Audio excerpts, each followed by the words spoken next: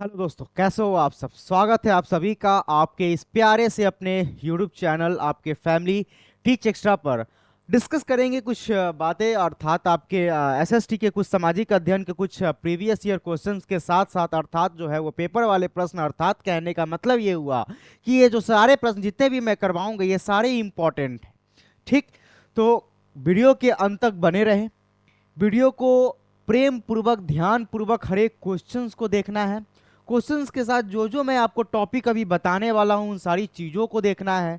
जितने भी हम तथ्य को बताएंगे उसको देखना है। इसीलिए वीडियो के साथ हमेशा कंटिन्यू अंत तक बने रहिएगा। ठीक, तो शुरुआत करते हैं। उम्मीद है कि आप लोग जबरदस्त, शानदार, उम्दा, एकदम बेहतरीन होइएगा। इसी के साथ अपने ये सेशन को हम क्या करें, शुरुआत करते हैं। चलिए, उससे पहले आपकी जहां भी आपकी श्रद्धा हो, विश्वास हो, प्रेम हो, भाव हो, प्रणाम कीजिए और शुरुआत करते आज के इस महत्वपूर्ण से सेशन का। क्लियर है? चलिए, आइए पहला प्रश्न आपके स्क्रीन पे जरा सोचिए, समझिए, जवाब देने की कोशिश कीजिएगा। प्रश्न संख्या 1 क्या कह रहा है। ये सारे प्रश्न जो है वो आपके एनसीईआरटी के प्रश्न हैं और सारे प्रश्न जो हैं वो क्या है मेरे प्यारे मित्र, इंपॉर्टेंट है। तो ध्यान दीजिएगा, सारे प्रश्न जो हैं वो क्या हैं, इंपॉर्टेंट है। अर्थात हम कहें तो यह क्या है, महत्वपूर्ण है, जितने भी प्रश्न हम करवाएंगे। ठीक है, आइए समझिए चीजों को, फिर हम इस सेशन को आगे बढ़ाते हैं और जवाब दीजिए प्रश्न संख्या 1 का क्या कह रहा है। मेरे प्यारे मित्र, कह रहा है कि भारत में रेल परिचालन की शुरुआत कब हुई थी। अब यहां पर प्रश्न पूछा है कि जो हमारे भारत में जो रेल परिचालन अर्थात जो रेल का परिचालन कब स्टार्ट हुआ था, यह प्रश्न पूछ रहा है। अब आप सभी लोग बोलिएगा कि भारत में तो रेल का परिचालन आपको नहीं पता है, तो मैं बता दूं, और जितने लोगों को पता है वो कहेंगे कि 1853 में हुआ था। कहां हुआ था, कब हुआ था? 1853 में हुआ था। बात आपकी बिल्कुल सही है और आप option number C will be इसका राइट आंसर होगा। लेकिन आइए कुछ हम चीजों को आपको हम दिखाने की कोशिश करते हैं, बताने की कोशिश करते हैं। जैसे कि यही जो ट्रेन जो आप देख रहे हैं यह क्या है, तो यह मेरे प्यारे मित्र ये पहला ट्रेन है। ये क्या है जी, तो पहला ट्रेन है, यह पहला ट्रेन है, यह पहला रेल है जो चलाया गया था मुंबई से। कहां से? बंबई से चलाया गया था। बोरी बंदर से लेकर ठाणे के बीच जो है वो चली थी। यह दोपहर 3:35 पर मुंबई से निकली और 4:45 पर ठाणे पहुंची थी। क्लियर है? अब कब, तो यह घटना है देश में पहली ट्रेन आज से 170 साल पहले, यानी कि 16 अप्रैल। नोट डाउन कर लीजिएगा। अगर कुछ भी बताते हैं ना, अगर पास में कॉपी पेन नहीं है तो कोई फायदा नहीं है पढ़ने से, बंद कर दीजिए, फालतू है, फिर पढ़ने का कोई बात नहीं है तो सामने में कॉपी होनी चाहिए। ठीक है, क्या कह रहे हैं, 16 अप्रैल 1853 में शुरू हुई थी। लेकिन आपको यह जानकर आश्चर्य होगा कि ईस्ट इंडिया कंपनी के द्वारा, अर्थात अभी हम आपको बताना चाहेंगे कि जब बात कहानी शुरुआत होती है शुरू से, अभी हम आपको बताने की कोशिश करते हैं कि ईस्ट इंडिया कंपनी अर्थात जो है वो उत्तर प्रदेश के आसपास जो है वो क्या हुआ था, तो सुखाड़ पड़ गया था, सूखा पड़ गया था। उसी के समय में यह अंग्रेजों के द्वारा चलाया गया था। लेकिन सबसे पहले जो है वो हम मानते हैं कि 1853 में है। आइए हम चीजों को समझते हैं। और लेकिन ये घटना 1837 और 38 के बीच में ही हुई थी। अर्थात जब बात करते हैं कि हमेशा यह बताया गया है कि भारत की पहली रेल बंबई और ठाणे के बीच 1853 में चलाई गई थी, पर इससे पहले ही भारत में रेल चल चुकी थी। अब कब, ब्रिटिश काल में बनी भारत की पहली रेलवे लाइन और भाप का इंजन का सर्वप्रथम उपयोग रुड़की से पिरान कलियर शरीफ, दूरी 9.8 किलोमीटर का यात्रा था, अर्थात इसके बीच किया गया था। अगर हम बात करते हैं कि दरअसल 1837 से 38 के बीच में जो है वो सूखा पड़ा था, अर्थात उत्तरी पश्चिमी कहने का मतलब आपका उत्तर प्रदेश में भारी सूखा पड़ा था। इसके चलते ईस्ट इंडिया कंपनी को राहत कार्यों में बड़ी संख्या में धनराशि खर्च करनी पड़ रही थी। इसी को देखते हुए कंपनी ने, अधिकारियों ने इस समस्याएं से राहत पाने के लिए क्या किए, तो गंगा से नहर बनाने की तैयारी शुरू की। लेकिन गंगा से नहर बनाने की तैयारी शुरू की, लेकिन उसके बीच में एक नदी और पड़ रहा था। अब आ जाइए, लेकिन बीच में पड़ने वाली सोनाली नदी के ऊपर से नहर निकालना बड़ी समस्या थी। अर्थात इसके लिए ब्रिटिश इंजीनियरों ने सोनाली एक्वाट जल सेतु बनाकर नहर को नदी के ऊपर से गुजारने की योजना बनाई, अर्थात नहर को नदी के ऊपर से गुजारने की क्या हुई, योजना बनाई, और इसी के तहत जो है वो आपका क्या बनाया गया, तो रेलगाड़ी जो है वो चलाई गई थी। क्लियर है। लेकिन हम जब भी प्रश्न आएगा आपके एनसीईआरटी के अकॉर्डिंग, ये जो है वो जितनी पता था, जो कहानी है वो इतिहास की कहानी है, वो मैंने बताया है।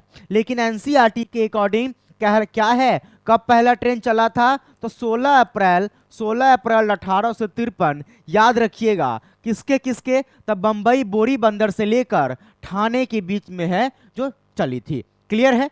चलिए आगे बढ़ते हैं।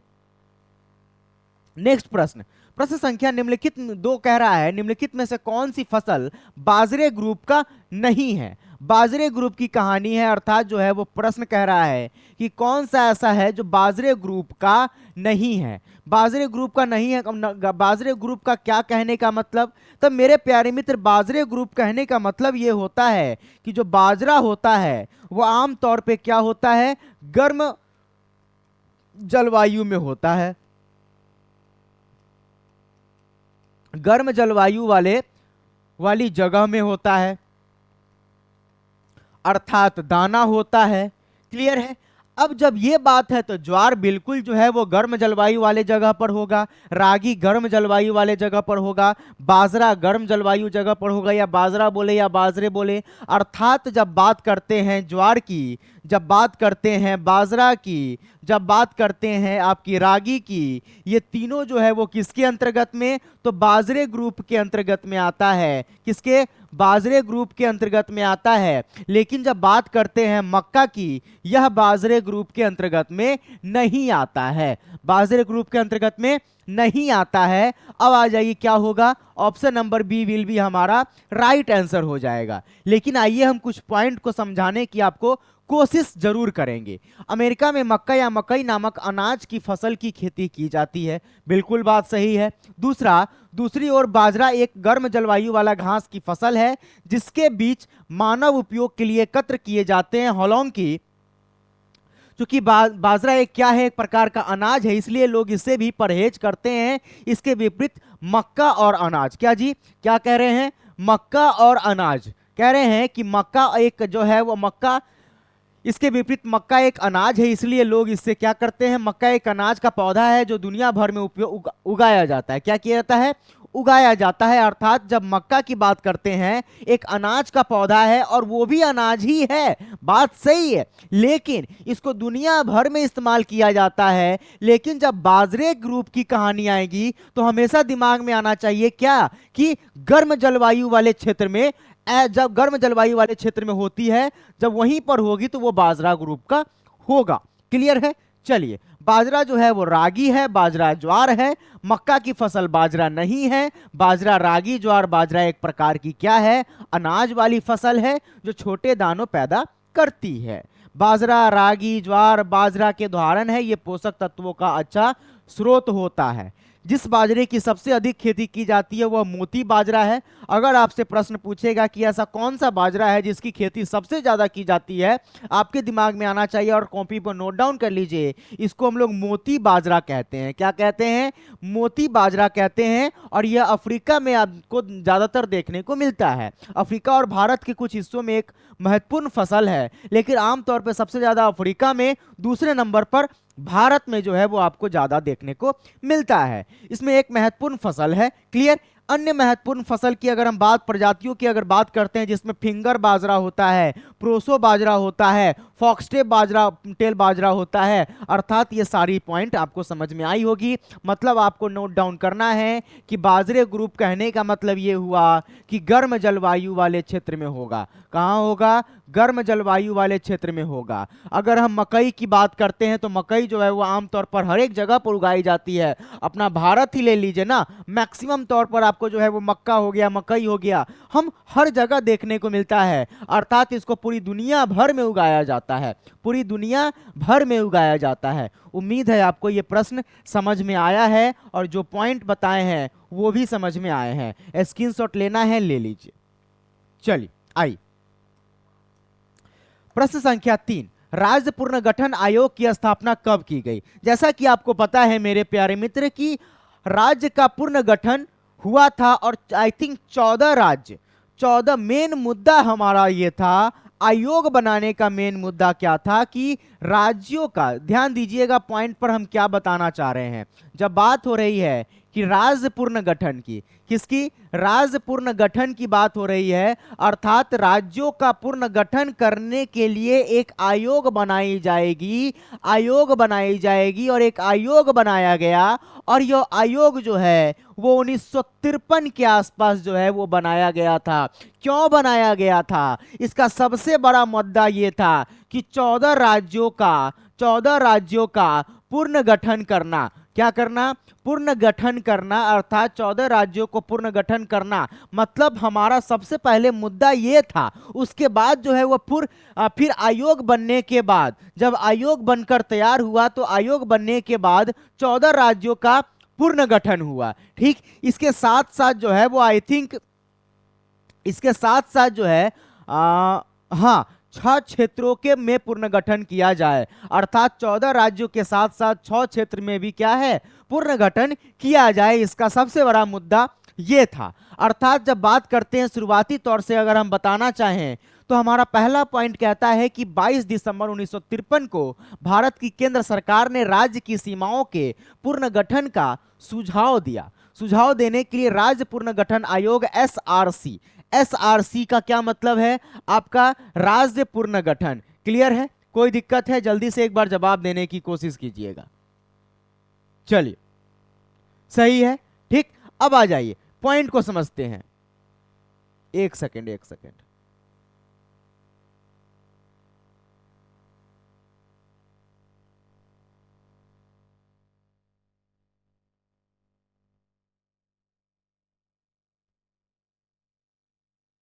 हाँ, चलिए, क्लियर है।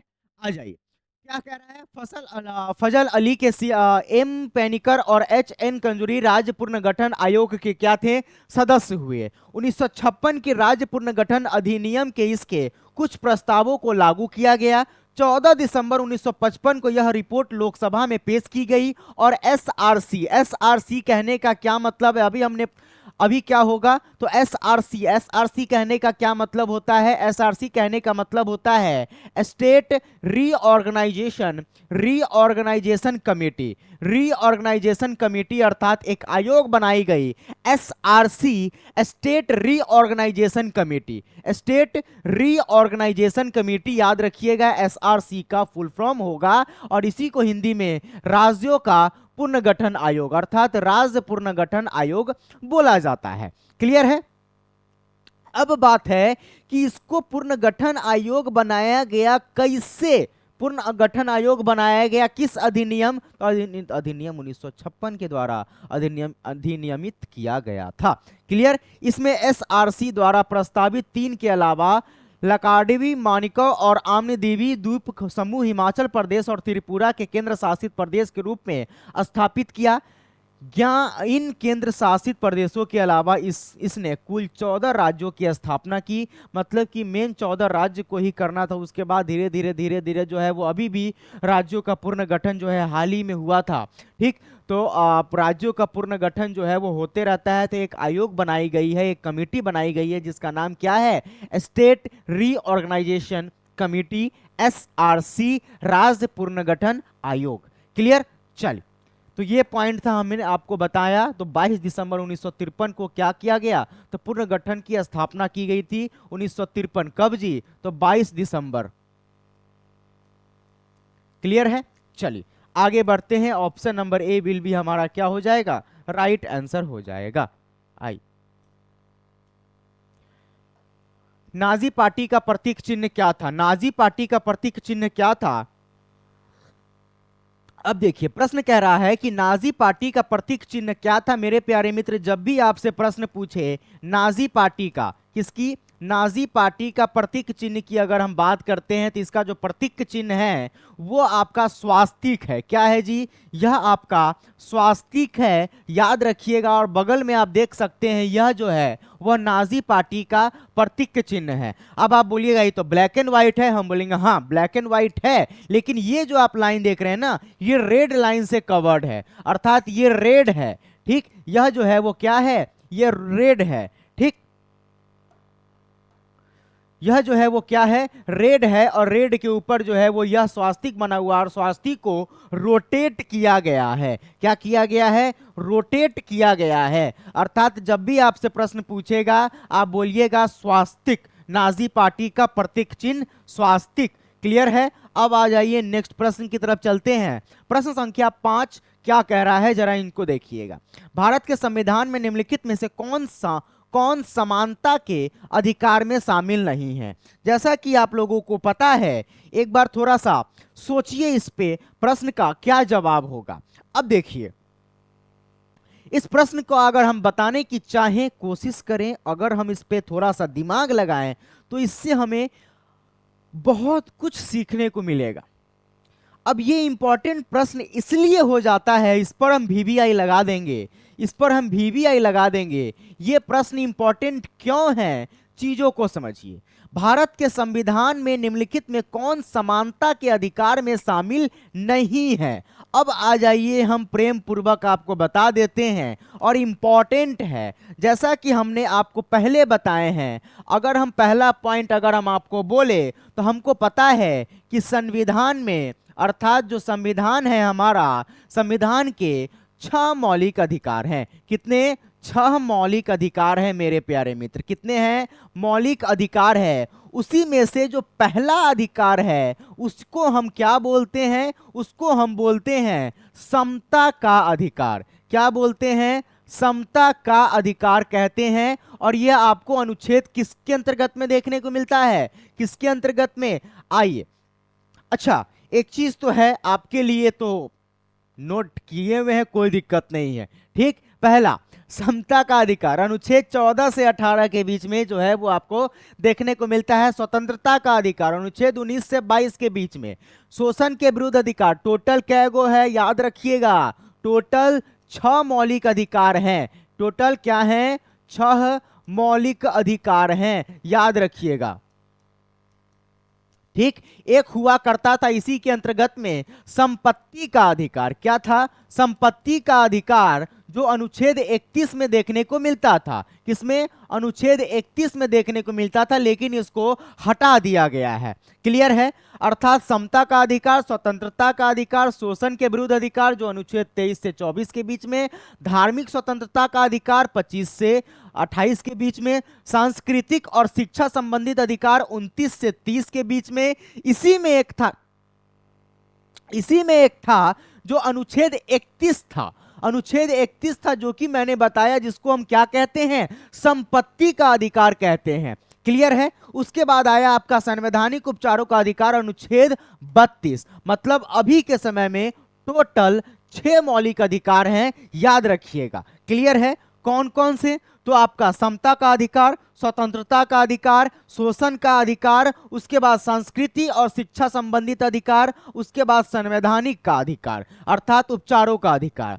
अब प्रश्न आपसे प्रश्न पूछा था कि कौन सा समता के अधिकार के अंतर्गत में नहीं है। अब समता का अधिकार क्या कहता है, समता का अधिकार मेरे प्यारे मित्र कहता है कि कोई भी किसी को भी, या सरकार जो है, जो कानून है, जाति लिंग भेदभाव नहीं कर सकता।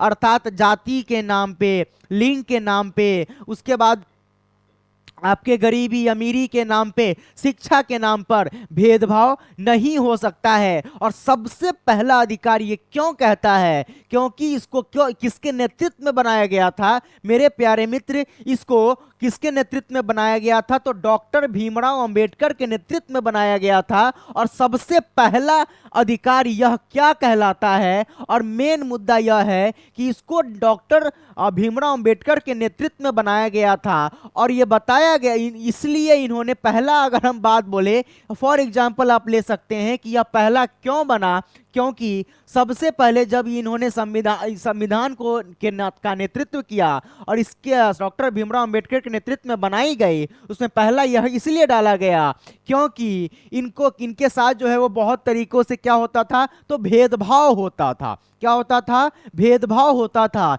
इसी को मध्य नजर रखते हुए उन्होंने पहला जो अधिकार है अपना मौलिक अधिकार, समता का अधिकार, क्योंकि ये हरिजन से थे, इनको बहुत लोग क्या करता था, कहते हैं ना, गरीबी के साथ साथ छोटा कास्ट, इसको इस पर इनको बहुत भेदभाव होता था, और इतनी भेदभाव करने के बाद भी यह संविधान के नेतृत्व किए थे, समझ सकते हैं। अर्थात अब बात कह रहा है कि समानता का अधिकार, जिसमें कानून के समक्ष समानता धर्म, वंश, जाति, लिंग या जन्म स्थान के आधार पर भेदभाव का निषेध शामिल है। रोजगार के संबंध में समान अवसर शामिल है। अर्थात ऐसे को हम लोग इसी सब को हम क्या कहेंगे, समता के अधिकार अनुच्छेद 14 से 18 के बीच में होगी। क्लियर है। अब आ जाइए, कानून के समक्ष समानता, बिल्कुल। अब अस्पृश्यता का उन्मूलन, बिल्कुल सही बात है। आर्थिक रोजगार के अवसर की समानता, बिल्कुल बात सही है। लेकिन आर्थिक बराबरी, अर्थात कह रहा है कि आर्थिक बराबरी जो है वो समता के अधिकार के अंतर्गत में नहीं है, शामिल नहीं है। अर्थात option number D will be हमारा राइट आंसर हो जाएगा। क्लियर है। चलिए आगे बढ़ते हैं। प्रश्न संख्या 6, किस संधि के द्वारा अमेरिकी स्वतंत्रता संग्राम को मान्यता मिली थी? पेरिस की संधि। हम सिंपल सा कहेंगे पेरिस की संधि। क्यों कहेंगे, आइए अब थोड़ी सी हम चीजों आपको जो है वो बताना चाहते हैं। इसमें यूरोप था, स्पेन था, पेरिस था। आइए हम कुछ कहानी को बताना चाहेंगे। जो ये एक प्रकार का खेल था, खेल रचा जा रहा था। मतलब ये कि अमेरिकी स्वतंत्रता संग्राम के दौरान फ्रांस और स्पेन ने अमेरिकी उपनिवेशों का साथ दिया था। किसके? अमेरिकी उपनिवेशों का साथ दिया था। और वस्तुतः फ्रांस का उद्देश्य अमेरिका की सहायता करना नहीं था। क्यों नहीं था जी? क्या कारण था? एक प्रकार से ऐसा दिखाया जा रहा था कि हम आपकी मदद कर रहे हैं, लेकिन इसका मदद करना मेन मुद्दा नहीं था। क्या करना था? बदला लेना था। कौन सी चीज का बदला? तो इसे बदला लेना था। किसका? तो सप्तवर्षीय युद्ध का बदला लेना था। किसका? सप्तवर्षीय युद्ध का बदला लेना था। ठीक। स्पेन ने इसलिए इंग्लैंड के खिलाफ युद्ध की घोषणा की, क्योंकि वह भी जिब्राल्टर इंग्लैंड से वापस लेना चाहता था। और बाद की बात बोले तो 1780 में हॉलैंड भी इंग्लैंड के विरुद्ध युद्ध में शामिल हो गया, क्योंकि हॉलैंड सुदूर पूर्व एशिया और दक्षिण पूर्व एशिया में अपनी शक्ति दृढ़ करने की इस देश से इंग्लैंड को अंध महासागर में फंसाए रखना चाहता था। और रूस, डेनमार्क और स्वीडन ने भी हथियारबंद तटस्थता की घोषणा कर दी, जो परंपरांतर से इंग्लैंड विरुद्ध ही था। इस प्रकार 1781 में अंग्रेजी सेनाध्यक्ष कॉर्नवेलिस को यॉर्कटाउन के युद्ध में आत्मसमर्पण करना पड़ा, और अमेरिकी सेनापति जॉर्ज वाशिंगटन महत्वपूर्ण नेता के रूप में उभरा। मतलब कि पूर्ण तरीके से क्या हो गया था? अपना पूर्ण तरीके से सबको क्या करना पड़ा? हथियार बंद करना पड़ा, और हथियार को नीचे रखनी पड़ी। और इसी के साथ एक प्रकार संधि हुआ। इसको हम लोग पेरिस की संधि के नाम से जानते हैं, याद रखिएगा। ठीक। अंत में 3 सितंबर, कब जी? तो 3 सितंबर 1783 को पेरिस की संधि के द्वारा अमेरिकी स्वतंत्रता संग्राम का अंत हो गया। अमेरिकी स्वतंत्रता संग्राम का अंत हो गया पेरिस की संधि के बाद। क्लियर है। चलिए आगे बढ़ते हैं। प्रश्न संख्या 7 आपके स्क्रीन पे। भारत में संप्रभु कौन है? संप्रभु कहने का मतलब कि आधिकारिक व्यक्ति। आधिकारिक व्यक्ति कहने का मतलब कौन है? हमारे देश में आधिकारिक व्यक्ति हमारे देश में सबसे बड़ा आधिकारिक व्यक्ति कौन है? हम हैं, आप हैं, जनता है, लोग है। बिना लोग के, बिना जनता के ना कोई सांसद हो सकता है, ना कोई राष्ट्रपति हो सकता है, ना कोई आपका क्या प्रधानमंत्री हो सकता है। याद रखिएगा। क्लियर है। अर्थात सबसे बड़ी जो है वो आपका क्या है? तो जनता है। जनता के साथ साथ लोग है। जनता बोलिए या लोग बोलिए। क्लियर। चलिए कुछ पॉइंट को देख लीजिए। लोग भारत में राजनीतिक संप्रभु हैं। संप्रभु एक क्षेत्र में सर्वोच्च अधिकार होता है, किसी भी क्षेत्र में। या हम इंडिया की बात करते हैं या पूरे विश्व की बात करते हैं, आप किसी भी देश में चले जाइए, सबसे इंपॉर्टेंट जो है वहां की जनता है, चाइना को हटा के। ठीक है। चलिए, अधिकार लोगों के पास है, लेकिन संसद के माध्यम से प्रयोग किया जाता है। संप्रभुता का अर्थ है कि लोगों को आंतरिक और बाहरी मामलों पर निर्णय लेने का सर्वोच्च अधिकार है, और कोई भी बाहरी अधिकार भारत सरकार को निर्देशित नहीं कर सकता है। ठीक। चल, तो ये पॉइंट है। आगे बढ़ते हैं। प्रश्न संख्या 8। तारीख ए दाऊदी नामक पुस्तक के लेखक कौन है? तारीख ए दाऊदी नामक पुस्तक के लेखक कौन है? अब ये बड़ा ही इंटरेस्टिंग सवाल निकल कर आता है, क्योंकि यहाँ पर कभी कभी जो है वो पुस्तक के लेखक के विषय में जो है वो पूछ देता है। कभी कभी पुस्तक के लेखक के विषय में अगर पूछेगा तो हम बिल्कुल जवाब देंगे। क्या जवाब देंगे? आइए यहाँ पर क्या कह रहा है। हाँ, यहाँ पर क्या कह रहा है, एक सेकेंड, चलिए आइए। तारीख ए दाऊदी नामक पुस्तक के लेखक कौन है? अब्दुल्लाह मेगास्थनीज, ख्वाजा नियामतुल्लाह या दुर्गाचरण राय के विषय में। अब देखिए, आपको मैं बताना चाहूंगा कि तारीख ए दाऊदी जो है वो किसके जहांगीर किसके समय में, तो आपका जहांगीर के समय में। जहांगीर के समय में एक अब्दुल्ला, जहांगीर के शासन काल के समय में एक अब्दुल्ला हुआ करता था। इनके जितनी भी इनकी जो जितनी भी आपका क्या था, तो बिखरे हुए अभिलेख थे। बिखरे हुए अभिलेख को इन्होंने क्या किया, एक प्रकार से प्रदर्शित किया। अर्थात प्रदर्शित किन्होंने किया था, तो अब्दुल्लाह ने किया था। अब्दुल्लाह ने किया था, याद रखिएगा। क्लियर है? अर्थात option number A will be right answer. तारीख ए दाऊदी किसके इसके लेखक कौन है? तो अब्दुल्लाह। क्लियर? चलिए नेक्स्ट प्रश्न।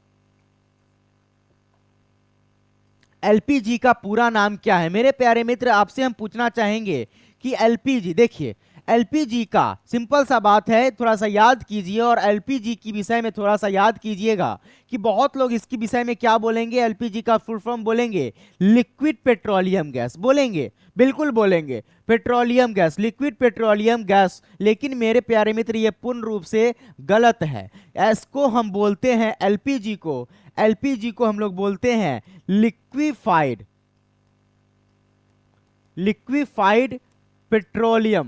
पेट्रोलियम गैस बोला जाता है। क्या बोला जाता है? लिक्विफाइड पेट्रोलियम गैस बोला जाता है। उसी तरीके से सीएनजी का फुल फॉर्म बताइए। सीएनजी का फुल फॉर्म बताइए। अगर हम आपसे पूछेंगे, आप क्या बोलिएगा? Compressed natural gas. क्या होगा? क्या यह सही हो सकता है? क्लियर है? जल्दी से आ जाइए, चलते हैं नेक्स्ट पॉइंट की तरफ। ठीक, आजकल तो सीएनजी ही बहुत जो है वो सीएनजी चलने लगा है। क्या चलने लगा है? ऑटो हो गया, या मैक्सिमम जो है वो आपको सीएनजी देखने को मिलता है। क्लियर है? चल आइए, प्रश्न संख्या 10 नंबर कह रहा है, बिहार में सर्वप्रथम नगर निगम की स्थापना कहां की गई थी? बड़ा ही इंटरेस्टिंग सवाल निकल कर आता है कि बिहार में सर्वप्रथम नगर निगम की स्थापना कहां की गई थी।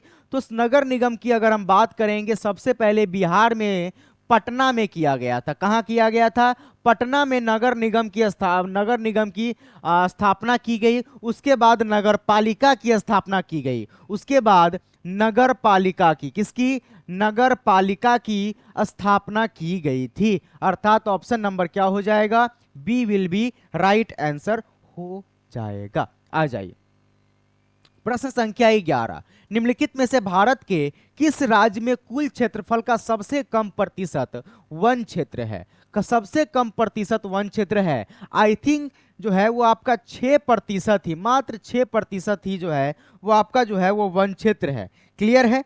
चलिए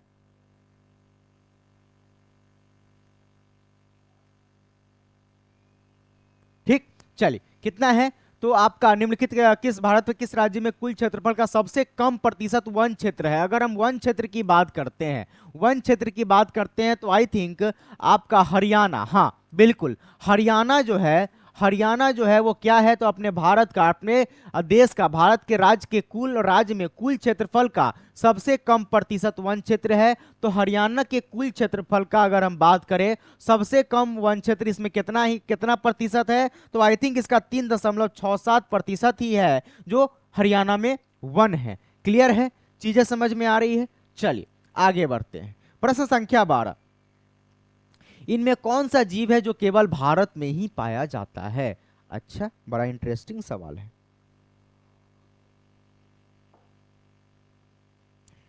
आइए,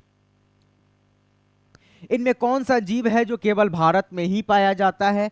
अगर हम बात बोले, आप लोग बोलिएगा कि यह क्या होगा? गंगा डॉल्फिन होगा। लेकिन हम आपको बताना चाहेंगे, डॉल्फिन सिर्फ गंगा में ही नहीं और अलग अलग जगह पर भी पाया जाता है। तो गंगा, और ये जरूरी नहीं कि जो है वो गंगा को हम रिलेट कर देंगे अपने भारत से ही, नहीं, नहीं। कछुआ नहीं। जो घड़ियाल जो है ना, घड़ियाल जो है वो केवल ऐसा जानवर है जो सिर्फ भारत में पाया जाता है, भारत में देखने को मिलता है। क्या जी? भारत में देखने को मिलता है। नोट डाउन कर लीजिए, कॉपी है सामने में तो नोट डाउन कर लीजिएगा। भारत में देखने को इकलौता ऐसा जानवर है जो घड़ियाल, जो इकलौता नहीं बोलेंगे, बहुत ऐसा है, लेकिन इस ऑप्शंस के अकॉर्डिंग जो है वो हरियाल जो है, घड़ियाल जो है वो क्या है, भारत में देखने को मिलता है, सिर्फ सिर्फ और सिर्फ। आ जाइए। डैश का मानना था कि राज्य और समाज के स्थापित पारंपरिक संस्थानों को संरक्षित किया जाना चाहिए। देखिए, एक चीज दिमाग में डालिएगा कि जब हमारा भारत जो है वो गुलाम में था, गुलामी कर रहा था, किसका? तो अंग्रेज का। तो हम आपको बताना चाहेंगे कि जो रूढ़िवादी लोग थे ना, जो रूढ़िवादी लोग थे, जो रूढ़िवादी लोग थे, या अगर हम बोले रूढ़िवादी बोले, या इसको हम लोग कंजर्वेटिव कहते हैं, अगर हम कंजर्वेटिव कहें या रूढ़िवादी लोग कहें, इन लोगों का मानना था ना कि राज्य हो या देश हो, समाज के स्थापित पारंपरिक संस्थानों को संरक्षित किया जाना चाहिए, भले वो मंदिर हो, मस्जिद हो, या कोई हिस्टोरिकल प्लेस हो। इसको इनका मानना था कि इसकी धरोहर को, देश की, हमारे भारत की धरोहर को, संपत्ति को क्या करे? तो संरक्षित करे। अर्थात किन लोगों का? तो रूढ़िवादियों लोगों का। किसका? रूढ़िवादी लोगों का। लेकिन आपके आंसर में रूढ़िवादी के जगह पर यहां पर कंजर्वेटिव दिया हुआ है। Option number A will be right answer हो जाएगा। अब आ जाइए, कुछ पॉइंट को भी हम समझ लेते हैं। 1815 में नेपोलियन की हार के बाद यूरोपीय सरकार रूढ़िवादी की भावना से प्रेरित था। क्यों प्रेरित था? क्योंकि रूढ़िवादी लोगों का मानना था कि राज्य और समाज की स्थापित पारंपरिक संस्थाएं, जैसे चर्च हो गया, सामाजिक पदानुक्रम हो गया, संपत्ति हो गई, परिवार हो गई, इसको संरक्षित किया जाना चाहिए। क्या किया जाना चाहिए?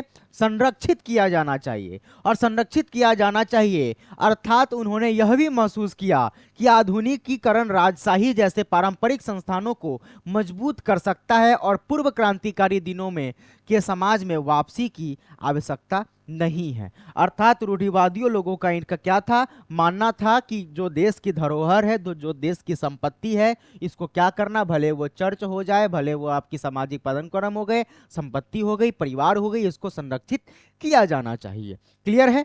चल, प्रश्न संख्या 14। कुद्रेमुख एक महत्वपूर्ण लौह अयस्क खदान है। मेरे प्यारे मित्र, लौह अयस्क खदान की जब हम बात करते हैं तो बहुत भारत में ऐसा जगह मिलता है, लेकिन यहाँ पर कुद्रेमुख बोल रहा है, और कुद्रेमुख जो है वो आपका कर्नाटक में है। कहाँ है जी? तो कर्नाटक में है। और कर्नाटक में कहाँ? तो कर्नाटक में बेंगलुरु में आपको जो है वो आपको देखने को मिलता है। बेंगलुरु में जो है वो, कर्नाटक के बेंगलुरु में कुद्रेमुख जो है एक प्रकार का क्या है? तो लौह अयस्क खदान है, और यह सबसे महत्वपूर्ण खदानों में से एक है अपने भारत के लिए। अर्थात कहाँ? तो कर्नाटक का है। कहाँ है जी? कर्नाटक का है। Option number C will be हमारा राइट आंसर हो जाएगा। क्लियर है? चलिए आगे बढ़ते हैं और कुछ पॉइंट को हम पहले समझ लेते हैं। ठीक, आइए। कुद्रेमुख आयरन और कंपनी लिमिटेड एक राज्य के स्वामित्व वाला लौह अयस्क उत्पादन है जिसका मुख्यालय और प्रशासनिक गतिविधि बेंगलुरु कर्नाटक में देखने को मिलता है। क्लियर है? इसका मैंगलोर में एक क्या है? प्लेटाइजेशन प्लांट, और कर्नाटक के चिकमगलूर जिले के कुद्रेमुख राष्ट्रीय उद्यान में एक क्या है? लौह अयस्क खदान आपको देखने को मिलती है। और ये जो मैप देख रहे हैं आप ही लोगों के लिए, स्क्रीनशॉट ले लीजिएगा, यह लौह अयस्क का है। जितना भी आप डॉटेड लाइन देख रहे हैं, इस सभी जगह पर क्या है? तो सभी जगह पर लौह अयस्क का खदान है। ठीक, याद रखिएगा। क्लियर है? चीजें समझ में आ रही है? चलिए स्क्रीनशॉट ले लीजिए, आगे बढ़ते हैं। आइए, भारतीय संविधान की किस धारा के अंतर्गत आदिवासियों को कमजोर वर्ग का स्थान दिया गया? आदिवासी लोगों को कमजोर वर्ग का स्थान दिया गया था। क्या दिया गया था? कमजोर वर्ग का स्थान दिया गया। और मैं आपको बताना चाहूंगा कि आदिवासी लोगों को कमजोर वर्ग का स्थान दिया गया है किस अनुच्छेद के अंतर्गत में, तो अनुच्छेद 342 के अंतर्गत में यह बताया गया है कि आदिवासी लोगों जो हैं वो क्या हैं, कमजोर वर्ग के होते हैं। अर्थात option number A will be हमारा राइट आंसर हो जाएगा। क्या हो जाएगा? ए विल बी हमारा राइट आंसर हो जाएगा। नेक्स्ट प्रश्न की बात करें, सीमांत गांधी किसे कहा जाता है? मेरे प्यारे मित्र, कभी कभी जो है वो सीमांत गांधी के विषय में पूछ रहा है। अर्थात सीमांत गांधी को कभी कभी जो है वो क्या बोला जाता है? मुस्लिम गांधी भी बोला जाता है। क्या बोला जाता है? मुस्लिम गांधी भी बोला जाता है, याद रखिएगा। और सीमांत गांधी हो गया, मुस्लिम गांधी हो गया, इसको किसे कहा जाता है? अर्थात यह भारत रत्न से सम्मानित है। अगर हम बात बोले तो यह ऐसे व्यक्ति है, ऐसे पहले व्यक्ति हैं, ऐसे पहले व्यक्ति हैं जिसे भारत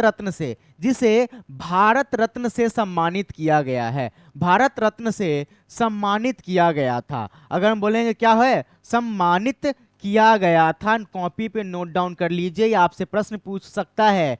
किया गया था, आपसे प्रश्न पूछेगा कि ऐसे पहले व्यक्ति जो गैर हैं, अर्थात हमारे भारत के नहीं हैं, गैर हैं, अर्थात गैर देश के हैं, जिसे भारत रत्न से सम्मानित किया गया था। अर्थात वह कौन है? खान अब्दुल्ला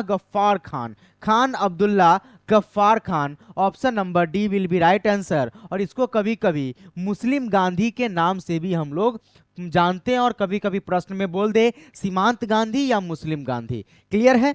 चीजें समझ में आई? आ जाइए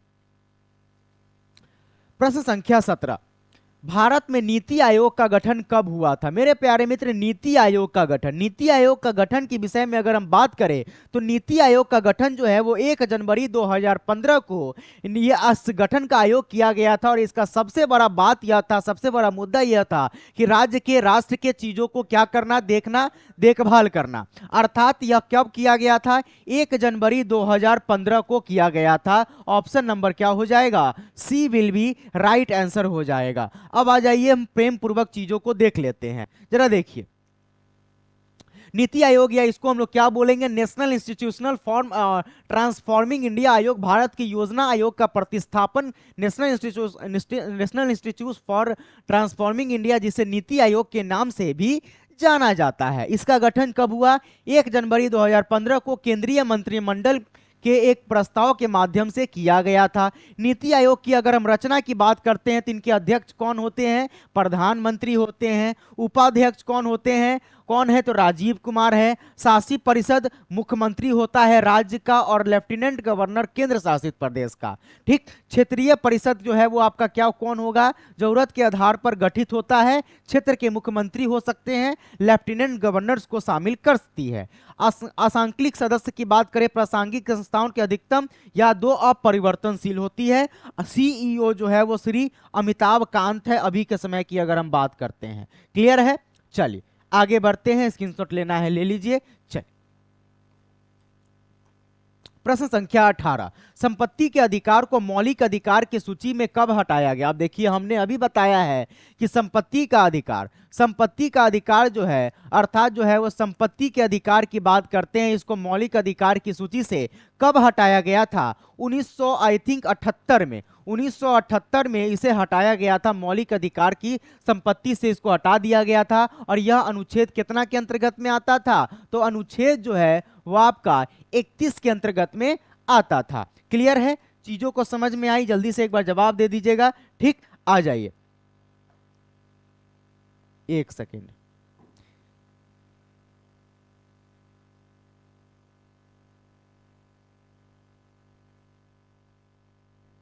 हाँ ठीक है, चलिए option number B will be right answer. 19 number का जवाब देखते हैं क्या होगा। विश्व में सबसे अधिक वर्षा किस स्थान पर होती है? ये तो बड़ा ही आसान प्रश्न है। हमको पता है कि विश्व में वर्षा किस स्थान पर सबसे ज्यादा होती है। तो सबसे ज्यादा वर्षा की अगर हम बात करते हैं तो यह कहां पर होती है जी? तो यह आपका मैसिन राम में होती है। कहां होती है? मैसिन राम में होती है। और यह कहां है? तो पूर्वोत्तर भारत है। कौन है जी? पूर्वोत्तर भारत है। मेघालय राज्य में जो है, मेघालय राज्य में, मेघालय राज्य जो क्या है, शिलोंग से 60.9 किलोमीटर की दूरी पर आपको ये देखने को मिलता है। अर्थात सबसे ज्यादा वर्षा, जब भी आपसे प्रश्न पूछेगा तो पूरे विश्व में सबसे ज्यादा वर्षा जो है वो कहाँ, तो मैसिनराम में होती है। ठीक, क्लियर है? आगे बढ़ते हैं। प्रश्न संख्या 20। खनिज और जीवाश्म ईंधन गैर नवीनकरणीय संसाधनों के उदाहरण है जो अनेक गठन के लिए अरे मेरे प्यारे मित्र, ये तो बड़ा ही आसान प्रश्न है। जैसे कि अगर हम खनिज और जीवाश्म ईंधन की बात करते हैं तो यह नवीनकरणीय है, अर्थात इसको हम इस्तेमाल करके क्या करते हैं, अब ये जो है वो बहुत सालों तक क्या है, तो लाखों सालों तक, हम क्या बोलेंगे, लाखों वर्षों तक, लाखों वर्षों तक, लाखों वर्षों तक क्या होता है, अर्थात ऑप्शन नंबर सी, मेहनत लगती है तब जाकर जो है वो आपका खनिज और जीवाश्म ईंधन जो है वो निकलती है। अर्थात option number C will be right answer होगा। कुछ पॉइंट है, जरा इसको देख लीजिए। गैर नवीनकरणीय संसाधन वह खनिज है जो लाखों सालों से स्थल मंडल में बनते आए हैं और एक समृद्ध प्रणाली का गठन करते हैं। यह गैर नवीनकरणीय संसाधन एक बार इस्तेमाल में आते हैं, एक अलग रूप में पृथ्वी के पर आते हैं और जब तक पुनर्नवीनीकरण न हो जाए तो अपशिष्ट पदार्थ बन जाते हैं। गैर नवीनकरणीय संसाधनों में जीवाश्म ईंधन भी क्या है, शामिल है, जैसे कि तेल हो गया, कोयला हो गया। यदि इन्हें क्या कर, देखिए वर्तमान समय के अनुसार जब वर्तमान दर में जितनी तरीके से इसको निकाला जाता है, जितनी बार निकाली जाती है, जितना निकाली जाती है, अगर यही चलता रहा है तो कुछ सालों में क्या हो जाएगा, पूर्ण रूप से पूरी तरीके से क्या हो जाएगा, खत्म हो जाएगा। अर्थात यही कहानी थी आज की। उम्मीद है कि आपको आज का सेशन पसंद आया होगा। अगर पसंद आया होगा तो अपने दोस्तों मित्रों ग्रुप में जरूर शेयर कीजिएगा। इसी के साथ मिलेंगे अपने नेक्स्ट सेशन में। Bye bye, thank you so much, Radhe Radhe, जय हिंद, जय भारत, वंदे मातरम, बाय बाय। अगर कोई दिक्कत है, कठिनाई है, परेशानी है तो आप कमेंट कीजिएगा, जरूर बताने की कोशिश करेंगे। Bye bye, thank you so much, Radhe Radhe.